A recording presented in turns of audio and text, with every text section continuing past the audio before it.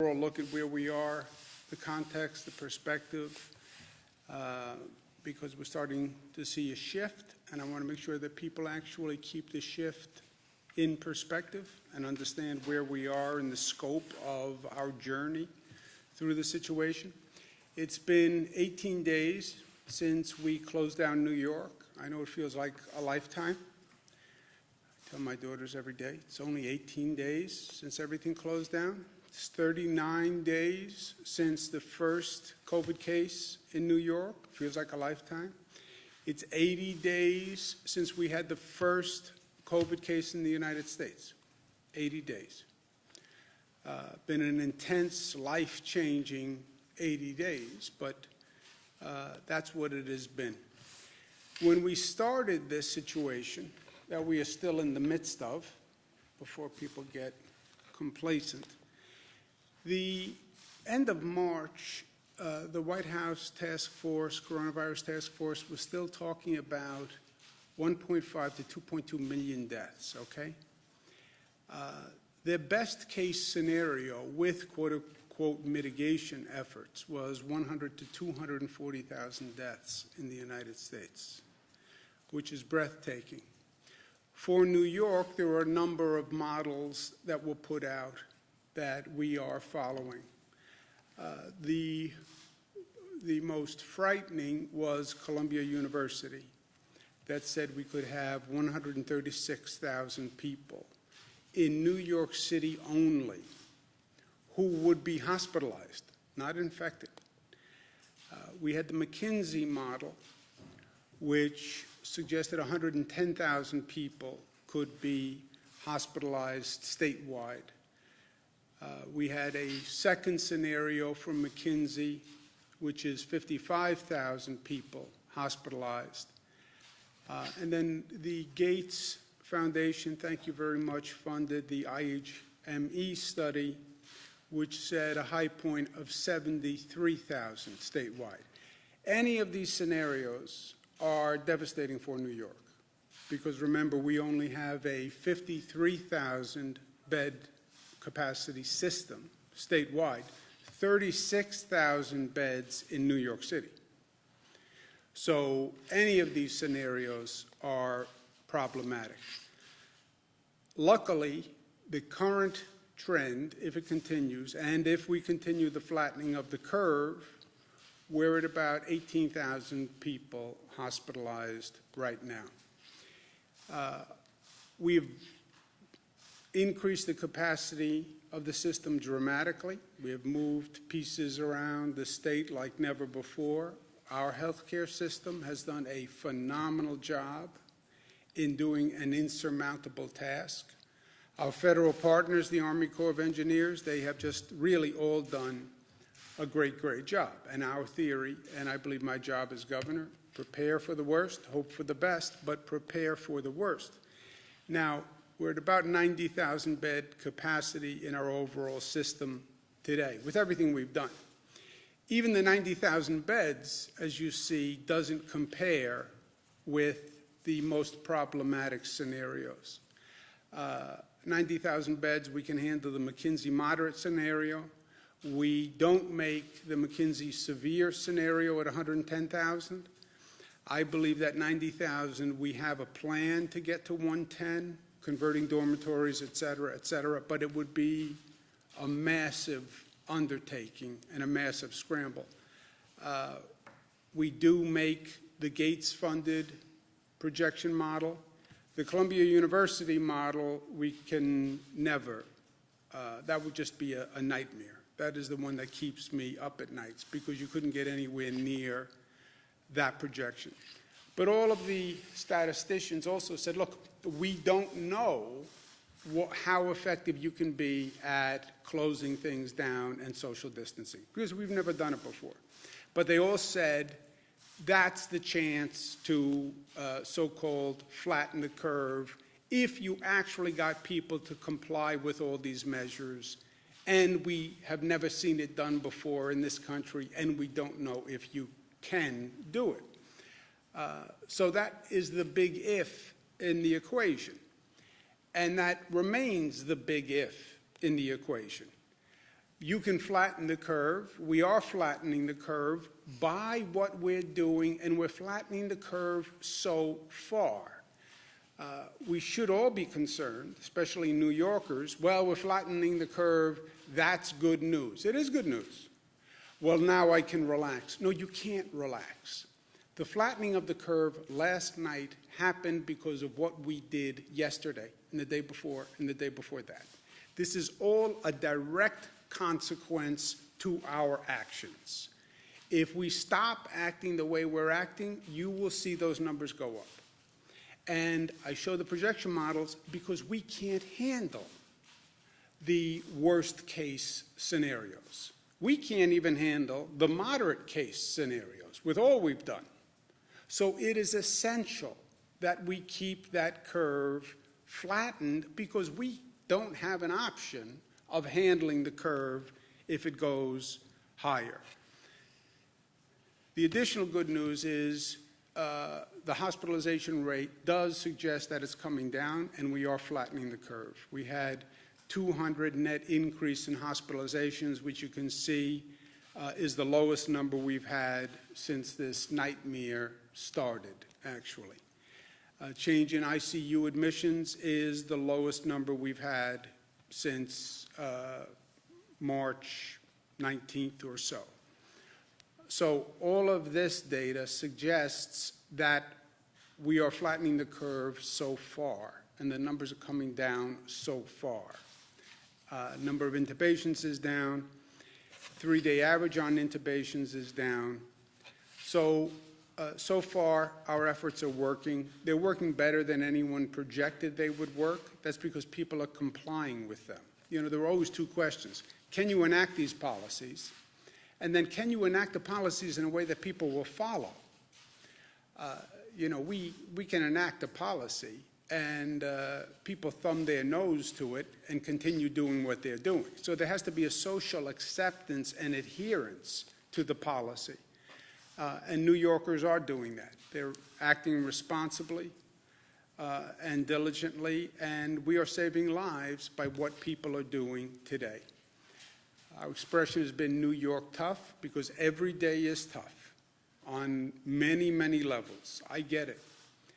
But every day that we are New York tough, we are actually saving lives. And don't underestimate this virus.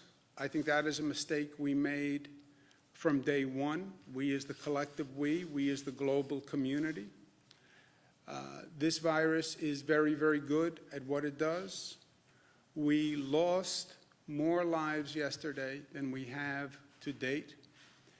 We understand, and all the experts have said, Dr. Fauci said from day one to me, you will see the deaths increasing after the hospitalizations because the deaths increase the longer a person is in the hospital, the longer a person is on the ventilator. I understand the scientific concept. I understand the data. But you're talking about 799 lives, the highest number ever. It's gotten to the point, frankly, that we're going to bring in additional funeral directors to deal with the number of people who have passed. If you ever told me that as governor I would have to take these actions, I couldn't even contemplate where we are now. And to put all of this in perspective, I lived through 9/11. 9/11 was supposed to be the darkest day in New York for a generation. We've done everything we can since 9/11 to make sure 9/11 didn't happen again.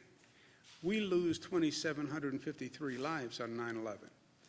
We've lost over 7,000 lives to this crisis. That is so shocking and painful and breathtaking. I don't even have the words for it. 9/11 was so devastating, so tragic. And then in many ways, we lose so many more New Yorkers to this silent killer. There was no explosion. But it was a silent explosion that just ripples through society with the same randomness, the same evil that we saw on 9/11. What do? We move forward and we do the work that we need to do. We're going to start an effort called New York Loves, which is going to be a coordination of all the charities and not-for-profits and foundations and people who want to help. There's been a tremendous outpouring of support from organized not-for-profits, et cetera, but also people just wanting to donate, people just wanting to help. The best effort is if we can coordinate all those resources to make sure there's not duplication and we're actually addressing the right need. So the State Department of State, Rosanna Rosato, Secretary of State, and Fran Barrett, who coordinates not-for-profits, we will coordinate all the people who want to donate and help, and we'll work with the local governments that need help. Also, let's learn the lessons of what we're going through now, because we haven't finished going through it. Let's learn how and why this virus kills, especially why we have higher fatality rates among African Americans and Latinos, and what we do about it. Let's understand it, but let's also address it. We're going to be doing more testing in African American and Latino communities with more data. We're going to open new testing sites, primarily in African American and Latino communities, with SUNY Albany, Department of Health, Northwell, collect the test results, but also collect the information that we need to come up with policies to fix this. Where do people live? Where do people work? What's their socioeconomic status?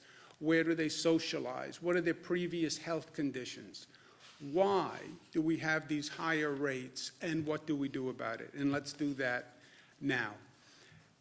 Rapid testing and testing is going to be the bridge to the new economy and getting to work and restarting, right? We're not going to go from red to green. We're going to go from red to yellow. Yellow is let the people who can go back to work start going back to work. Well, how do you know who can go back to work? Test them. You have rapid testing capacity. We have to bring it to scale. We have to bring it to scale quickly. And that's something that the state is working on, as well as the federal government. Let's also find a treatment for this disease. Convalescent plasma, which is plasma from people who were infected that can be then used to treat people who get infected. We need that plasma from people who were infected. We're starting a blood drive and asking those who have recovered from the virus to contact us and to donate blood so we can develop the convalescent plasma treatment. And there's a website on the screen that they can go to help. We also have to be prepared and stay prepared. We have to have the supplies. We have to have the right laws. We have to have the right procedures. Because remember, the 1918 Spanish flu came in 3 waves. We're on the first wave. Everybody is assuming, well, once we get through this, we're done. I wouldn't be so quick to assume that. This virus has been ahead of us from day one. We've underestimated the enemy, and that is always dangerous, my friends. And we should not do that again. There's an article in the LA Times that says the communities that have dealt with this before, like Wuhan, Singapore, are now seeing a second wave of infection. There is a theory that this virus can mutate and change and come back. So this is not, we're in a battle, right? But this is about a war, and we're only on one battle here. Even once we get through this battle, we have to stay prepared for what could come down the road. And we also have to start to repair the immense damage. Before you start talking about restarting the economy, you're going to have to address the damage that is done to society today, which is intense, the economic damage. People who are now living in poverty. I mean, people have been without a check, without a job for weeks. And most people in this state live paycheck to paycheck. And all of a sudden, the paycheck stops. We're doing everything we can on the unemployment benefits and increasing the unemployment benefits, but you have families that are in true economic hardship and are impoverished because of this situation. What do we do with the housing market? Our health care system, we have pushed to the max. We have pushed people to the max. We have pushed facilities to the max. We have beds in lobbies, in conference rooms, in hallways. I mean, we did what we had to do to be ready, but we have done a lot of damage in the midst that has to be undone. So that's something that we're working on immediately. And we need the federal government to be responsible, and we need the federal government to pass legislation that helps. We have to stabilize state and local governments across this country. New York State has had the highest number of cases by far and away. Our costs have been the highest in the country. The past legislation that was enacted, we were told would bring $6 billion to health care. When we did our state budget a couple of weeks ago, we believed what they said, and we thought we were looking at $6 billion in health care funding. Turns out, when we actually read the language, it was about $1.3 billion to the state of New York, which is much different than $5 or $6 billion. And the funding disqualified 1/3 of New York's Medicaid recipients, which nobody said. You know, and to our federal representatives, I spoke to Senator Schumer, I spoke to Senator Gillibrand, this is no time for politics. This is a time to enact the legislation that actually addresses the need. And I was in Washington for 8 years. I get how the political process works in Washington, not here and not now, my friends. We also have a significant mental health issue that comes with what we've done, the isolation, the disorientation. It's a growing problem. We have a growing problem with a number of domestic violence cases. If you need help during this highly stressful period, and I suspect more people need help than acknowledge that they need help, we have a support hotline. We have thousands of people who have volunteered to help, and people should reach out and ask for it. We have to stay ahead of this virus. We're watching Rockland, Nassau, and Suffolk. The numbers have come down in New York City. But you look at the concentric circles around New York City, the natural spread, the natural concentric circles are towards the suburban communities, Westchester, Rockland, Nassau, Suffolk. Westchester, we've had problems already. One of the first hotspots in the nation was New Rochelle in Westchester. Now we're seeing numbers creep up in Rockland, Nassau and Suffolk. The numbers are creeping up, so we're watching those areas next. We sent additional equipment last night. And the overall point is, look, you stay at home and you save a life, period. Stay at home and you save a life. And I know New Yorkers, I'm born and bred. The instinct is, well, this is good news, now I can relax, because by the way, I've been dying to relax and get out of the house and end this Groundhog Day reality. Yeah, you're not out of the woods. And now is not the time to misunderstand what's happening. We have done great things, and we have saved lives because we have followed these policies. The moment you stop following the policies, you will go right back and see that number shoot through the roof. And we are not prepared to handle the highest numbers in those projection models. Whatever we do, you can't take a 50,000-bed system and get it to 136,000 beds. It's an impossibility. And I'm a person who never says no and believes New York can do anything if we try. I'm telling you, we have to keep that curve flat. Today we can say that we have lost many of our brothers and sisters, but we haven't lost anyone because they didn't get the right and best health care that they could. The way I sleep at night is I believe that we didn't lose anyone that we could have saved. And that is the only solace when I look at these numbers and look at this pain that's been created. That has to be true. And that has to continue. And that is a function of what each and every one of us does. So, New York tough? Yes, we're tough. But tough means we're smart, we're disciplined, we're unified, and we're loving. And if you don't want to stay home for yourself, stay home for someone you love, right? That's what the stay-at-home campaign is all about. You want to have reckless disregard for your life? It's not about your life.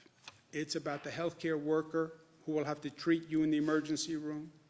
It's about the vulnerable person who you infect, who you could kill by your actions.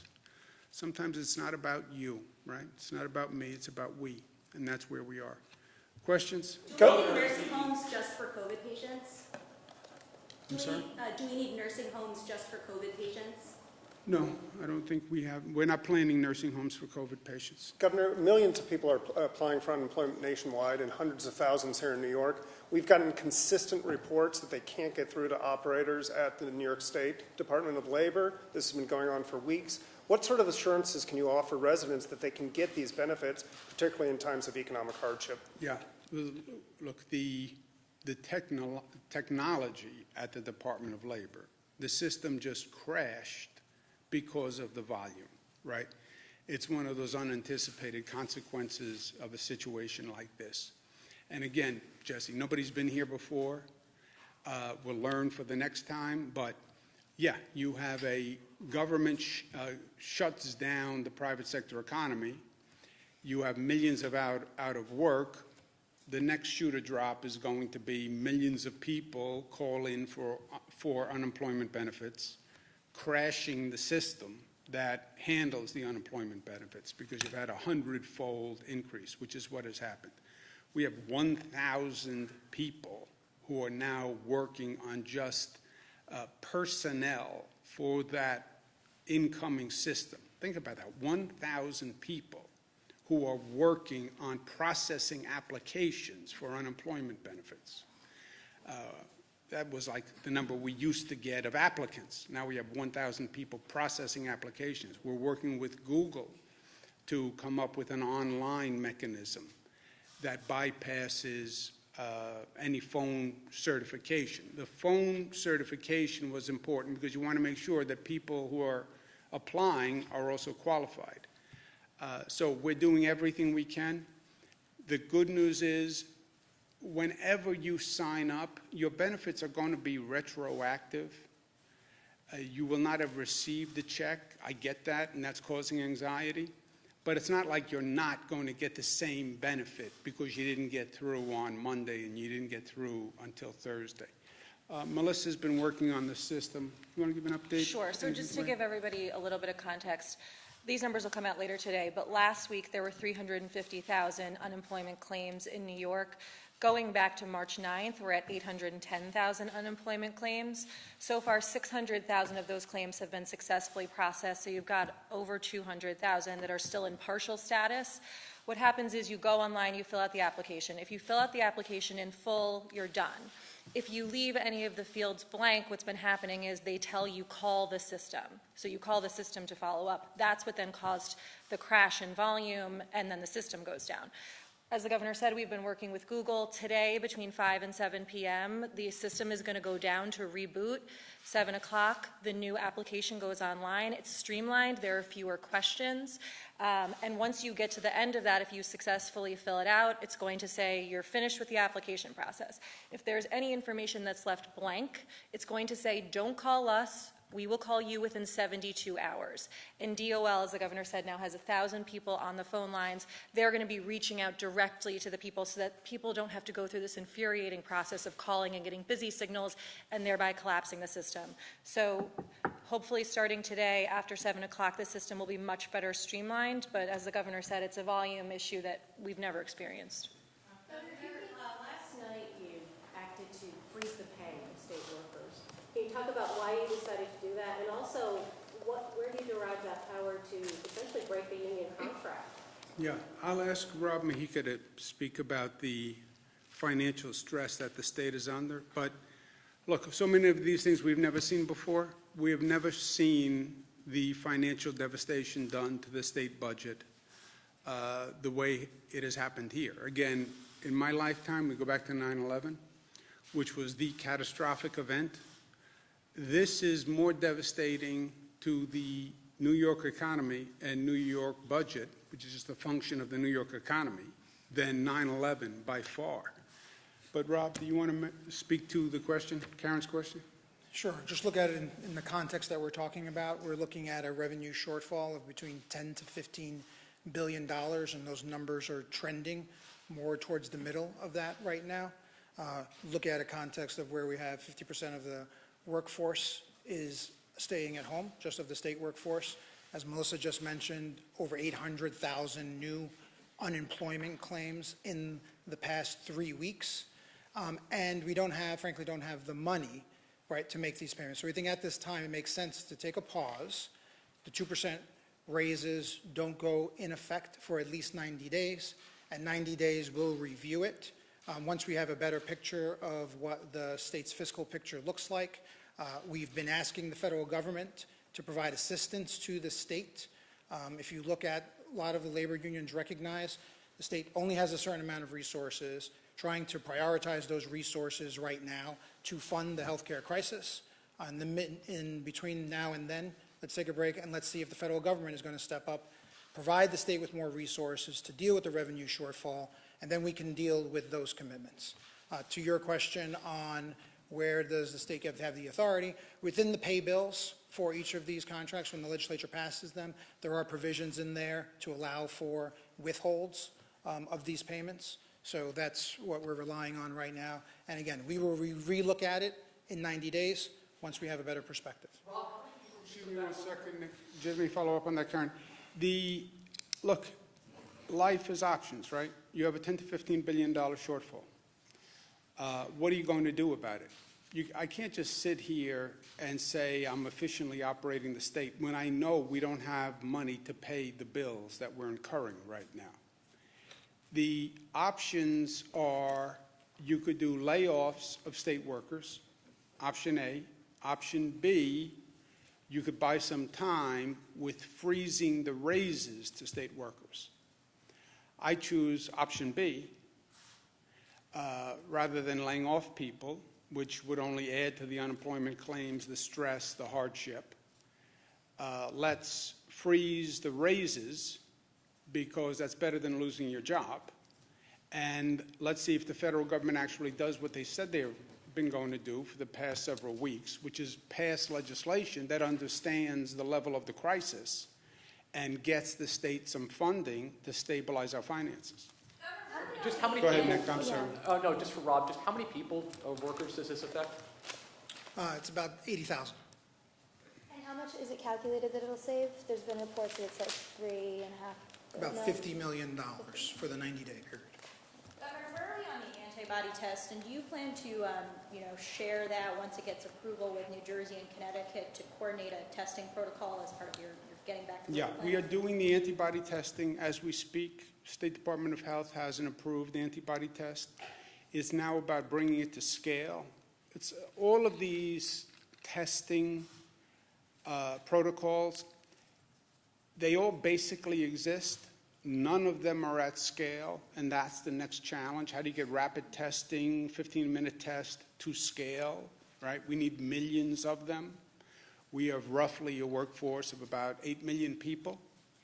You want people to go back to work. How many of those 8 million can you test on the rapid testing? How many can you test on the antibody test to see if they were infected? How many can you treat on the convalescent plasma protocol, which we're asking for blood donations? So all of them, it's a question of coming to scale. These are not government-run programs. They are basically private sector-run programs. So we're reaching out and working with private sector companies who could bring these tests to scale in New York. Whatever we do, I try to do with New Jersey and Connecticut. Again, because this is not a New York-centric situation. This is a national situation. The best I can coordinate is by doing it regionally with New Jersey and Connecticut. And we talk about the tri-state metropolitan area. The workforce comes in to New York City, New Jersey, and Connecticut. There's a lot of sharing among those three states. So whatever we try to do, we try to do together. And we are doing this. Like in terms of Same like, thing, who same gets thing. I tested? spoke to Governor Lamont and Governor Murphy about it yesterday. Governor, I know we've gotten some contributions from other Hold on, states. one second. Go ahead, I'm sorry? How are the census efforts going with everything going on? Are you confident that New York State will have a complete count, so to speak? I'm not confident that any state would have a complete count in this environment. I mean, just think about it. You're doing a census in the middle of this environment. You're knocking on doors, trying to make contact with people. After everything they hear is, don't make contact with a person who you don't know. So it's an extraordinarily difficult time to be doing the census. And I don't know what we're going to get. But that's not a New York issue, really. That's a national issue. But I think it's highly problematic. Is there any theory as to why there are an increased number of cases on Long Island and in Rockland County? A lot of New York City residents, when this started, fled out east to their second homes. Is that part of the reason why there's an increase? I think if you look at the numbers, forget the second home theory. It's going to be people from Suffolk come into work into New York City. People from Rockland come into work in New York City and have been, it's a suburban community. Parts of Rockland and Suffolk are bedroom communities, so to speak, for New York City. So that's going to far outweigh any second home theory, just in terms of numbers. Nick? I know the state's gotten some support from other states when it comes to ventilators and medical equipment, but is there anything new on that consortium that you had first discussed? Look, when we talk about preparedness, this was, and I don't want to get into a retrospective when you're in the middle of the game, right? Because we're still in the middle of the game. So it's not the time to start to do a retrospective on how the game was played when you're in the middle of the game. Let's just play together. Let's finish the game, and then we'll talk about what could have been done differently or should have been done differently. But, excuse me one second. We're in the middle of the game, and the game is going to go on for a period of time, and there may be another game right after it if any of these rumors about second wave are true, or the Spanish flu, second, third wave. The supplies, the equipment, is a real issue to address. Now, there's different ways to do it. The federal government, the president said, federal government's not a shipping clerk for states. One theory is the federal government is the supply purchaser for states. That states aren't left to their own to scale up for a global pandemic. The federal government does it. That's what FEMA does. I come from a strong federal government background. Part of the Clinton administration, we were very active on disasters, and FEMA was a really key player. So, to me, that's a viable option. Yes, this is a federal emergency declaration. It is a war. When you go to war, that's a federal effort, right? It's not state by state that declares war. It's not state by state that you go out and you buy tanks. This is a global pandemic. It's a national situation. Something like 98% of the country is under stay-home orders now. The federal government is the purchaser-in-chief, strategist-in-chief. FEMA buys the equipment, distributes it to the states that need it. Okay? That's option A. And I think that's a viable option. But people can say, well, I don't want to do that. Option B. Okay, option B could theoretically be designed. We've never done this. If you're saying the states have to be responsible for their own stockpile and their own purchasing of pharmaceuticals and medical equipment for a global pandemic, then the states have to do it in a way where they're not competing with each other. I mean, this was just crazy that I'm bidding on a machine that Illinois is bidding on and California is bidding on and Florida is bidding on, and we're all bidding up each other. I'm trying to buy masks at the same time that everyone else is trying to buy masks. That is just, and I'm going through all of these efforts. I have to figure out how to do business with China, where I have no natural connection as a state. And every state has to scramble to find business connections with China. I mean, it was crazy. That can't happen again. If the federal government doesn't do it, then the states, as a consortium, I would suggest do it. And let the states create a national consortium of states to do the purchasing in lieu of the federal government. And then that consortium could work with each individual state for an allocation for that state or a purchasing agreement for that state. I'm part of something called the National Governors Association, which is an association of all the governors. I'm what's called the vice chairman now. I become the chairman. But it's something I'm going to focus on and work on. I become chairman in a few months. It's a sort of rotating cycles. If the federal government's not going to do it, then the states have to do it, and they have to know that they have to do it, and they have to be prepared, and they have to do it together. But what happened now can't happen again. And it can't continue to happen, right? Would you please comment on whether or not the state is providing any guidance to local jails, particularly in rural areas, to stop the spread of the coronavirus? Yes. DCJS, on our state prison system and on the local jails, DCJS has provided guidance and new procedures, and we can get that to you. Yeah, more procedures, either directing them to release more jail prisoners or any further guidance to stop the spread, any specific? I would have to check. And I what's don't know if DCJS has done recent guidance, but I can find out. What's the, Social distancing, Governor. Mayor de Blasio said that we might see some of these restrictions relaxed by May at some point, but you keep comparing this to 9/11. You say it's taken a catastrophic hit to our state budget, also the death toll. Can you talk a little bit about that? I'm not going to guess when the data will say we should change our practices. It's a guess. Oh, well, maybe by Easter, maybe by May, maybe by June. Broadway thinks June. And by the way, Broadway is a very important part of our economy. I get it. There's a lot of jobs. It's a big economic engine. But how can you say that? How can you, who can look forward and say, this is where we're going to be in 3 to 4 weeks? You saw the projection models by the expert companies, which frankly were all off thus far. So I'm not going to say to anyone, this is where I think we'll be in 3 weeks or 4 weeks or 5 weeks. I have no idea. I don't know if that curve goes up. I don't know if that curve goes down. It depends on what we do, and we'll know when we get there. We look at the data every day, and every decision we make is in some ways very simple. As traumatic as they are, they're all data-driven by experts. This is, you look at the numbers, and the numbers and the data should drive the policy. It's not what you politically would like. It's not what you think. It's not what you hope. I have my own hopes, but make the decision on the data.